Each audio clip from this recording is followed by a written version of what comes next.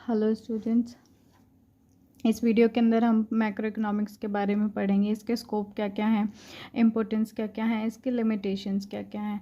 तो हम मीनिंग से शुरू करते हैं। Macro economics is the specialised field of economics which focus on the overall economy. Similarly, जैसे हमने अपनी लास्ट वीडियो में पढ़ा था कि माइक्रो इकोनॉमिक्स हम उसको बोलते हैं जिसके अंदर सिर्फ एक किसी भी इंडिविजुअल के बारे में हम पढ़ते हैं। कोई भी एक फर्म हो गई, इंडस्ट्री हो गई, कोई भी एक छोटा फैमिली बिजनेस हो गया, मतलब किसी भी एक सिंगल यूनिट के बारे में पढ़ना, वो माइक्रो इकोनॉमिक्स है। अब बात करते हैं मैक्रो इकोनॉमिक्स की।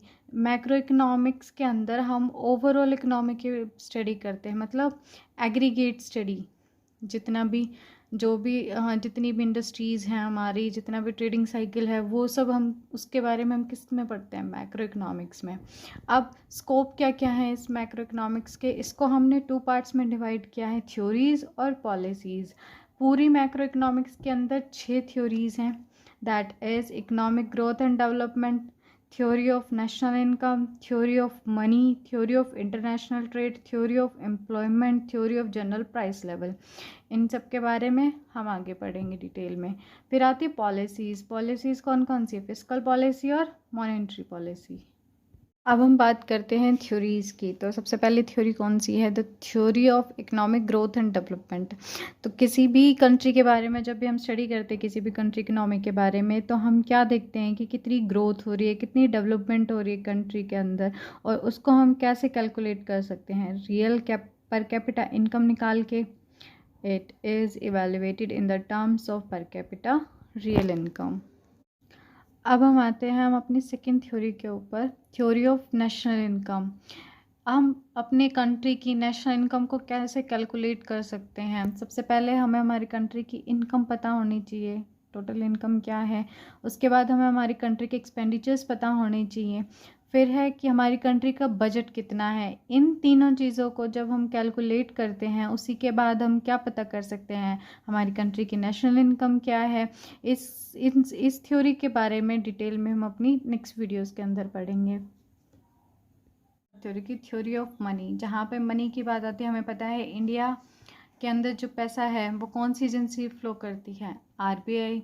आरबीआई एक ऐसी एजेंसी है इंडिया की जो पूरे इनफ्लो और आउटफ्लो के ऊपर ध्यान देती है कंट्री के, कि कितना पैसा आ रहा है, कितना पैसा जा रहा है, इस सब के बारे में कौन ध्यान रखता है, आरबीआई। तो थ्योरी ऑफ मनी यही एक्सप्लेन करती है कि कैसे पैसा आता है, कैसे पैसे को मैनेज किया जाता है। Theory of international trade, it explain the export and import of goods and services. इस थ्योरी के अंदर हम पढ़ते हैं कि कैसे एक कंट्री दूसरी कंट्री के साथ ट्रेड करती है, कौन कौन से गुड्स और सर्विसेज का इम्पोर्ट एक्सपोर्ट किया जाता है, कैसे किया जाता है।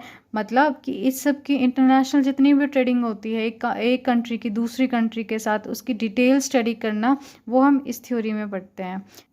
अब हम बात करते हैं हमारी फिफ्थ थ्योरी की, थ्योरी ऑफ एम्प्लॉयमेंट। जैसे हमें नाम से पता चल रहा है employment, it figure out the unemployment and prevailing employment conditions in the country. इस थ्योरी के अंदर हम पढ़ते हैं कि अनएम्प्लॉयमेंट कितनी है हमारी कंट्री के अंदर, क्यों है, क्या रीजंस हैं अनएम्प्लॉयमेंट के, कितने लोग एम्प्लॉयड हैं और उनकी भी क्या कंडीशंस हैं। इन सब के बारे में हम किस थ्योरी के अंदर पढ़ते हैं, थ्योरी ऑफ एम्प्लॉयमेंट।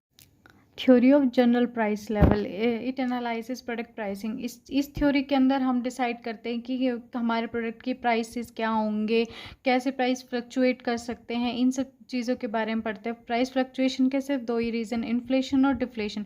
इन्फ्लेशन होता है कि महंगाई का बढ़ जाना, महंगाई बढ़ने की वजह से क्या है, हमारे प्राइसेस पे क्या इफेक्ट पड़ेगा। डिफ्लेशन होता है मंदी आ जाना, तो उससे हमारे प्राइसेस के ऊपर क्या इफेक्ट पड़ेगा। स्कोप ऑफ माइक्रो इकोनॉमिक्स, यहाँ पे हम थ्योरीज पढ़ चुके हैं सारी, अब हम आते हैं पॉलिसीज़ के ऊपर। This is the second part of scope of macro economics. Policies, हाँ, 2 टाइप की पॉलिसीज़ होती है, फिस्कल पॉलिसी और monetary policy. Fiscal policy, it is made by government to meet the deficit of income over expenditure. ये जो fiscal policy है ये government द्वारा बनाई जाती है। क्यों बनाई जाती है, क्योंकि हमारी जो कंट्री है उसके अंदर एक्सपेंडिचर ज़्यादा है, इनकम कम है। तो इनकम और एक्सपेंडिचर का जो डेफिसिट है, इसको मेंटेन करने के लिए फिस्कल पॉलिसीज़ बनाई जाती हैं। अब आती है monetary policy. It is made by RBI with government to maintain stability and growth in country. जो as a name suggest, monetary means money related problems. अब ये बनाती कौन है? आरबीआई बनाती गवर्नमेंट के साथ। किस लिए? एक स्टेबिलिटी और ग्रोथ को मेंटेन करने के लिए कंट्री के अंदर। ठीक है। अब फिस्कल पॉलिसीज़ वो बेसिकली किसके साथ डील करती हैं? टैक्सेस के साथ। अगर हम टैक्स मेंटेन करेंगे तभी तो जो इनकम है उसको हम मैनेज कर सकते हैं, एक्सपेंडिचर्स को कंट्रोल कर सकते हैं। सिमिलरली मॉनेटरी पॉलिसी एक बैलेंस मेंटेन करके रखते हैं, ग्रोथ। अब हम आते हैं importance of macro economics. Macro economics हमारे लिए क्यों ज़रूरी है? First point is to analyse the trade cycle. अब जो भी हमारी कंट्री का ट्रेड साइकिल है वो किस तरफ जा रहा है, इन्फ्लेशन की तरफ या डिफ्लेशन की तरफ, ये पता करने के लिए हम मैक्रो इकोनॉमिक्स को स्टडी करते हैं। Second point is to form economic policies. Economic policies को बनाता कौन है? गवर्नमेंट और हमारे एक्सपर्ट्स। अब वो लोग क्या करते हैं? उनको पॉलिसीज़ बनाने के लिए उनको क्या ज़रूरत, किसकी ज़रूरत पड़ेगी कि वो मैक्रो इकोनॉमिक्स को स्टडी करें। Third point is to determine the effect of inflation and deflation. Inflation और डिफ्लेशन के हमारी इकोनॉमी के अंदर क्या इफेक्ट्स हैं उनको स्टडी करने के लिए हमें मैक्रो इकोनॉमिक्स पढ़ना पड़ता है। फिर आता है to regulate economic system. Economic system को रेगुलेट करने के लिए हम मैक्रो इकोनॉमिक्स को स्टडी करते हैं। To solve the economic issues.